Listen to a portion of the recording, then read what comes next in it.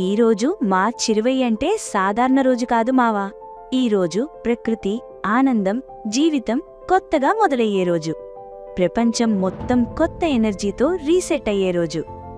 ఈరోజు ప్రపంచవ్యాప్తంగా international day of హ్యాపీనెస్గా celebrate చేస్తారు. మన జీవితంలో డబ్బు, పని, స్ట్రెస్ అన్నీ ఉన్నా హ్యాపీనెస్ లేకపోతే ఏమీ లేదు. మెసేజ్ ఒక్కటే, చిన్న విషయాల్లో ఆనందం వెతుకు, నీ మనసును కేర్ చేసుకో. సంతోషంగా ఉండటం కూడా ఒక లక్ష్యం. ఇంకో ముఖ్యమైన విషయం కూడా ఉంది మావా. ఈరోజు స్ప్రింగ్ ఈక్వినాక్స్, అంటే పగలు రాత్రి సమానంగా ఉండే రోజు. ఇది ప్రకృతిలో సమతుల్యతను సూచిస్తుంది.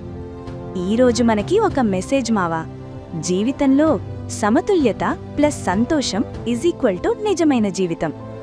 ఈరోజు నీకు ఏ విషయం ఎక్కువగా టచ్ అయింది? హ్యాపీనెస్ డేనా లేక ప్రకృతి సమతుల్యత? కామెంట్లో చెప్పు. ఇలాంటి టుడే స్పెషల్ వీడియోల కోసం ఫాలో చేయడం మర్చిపోకు.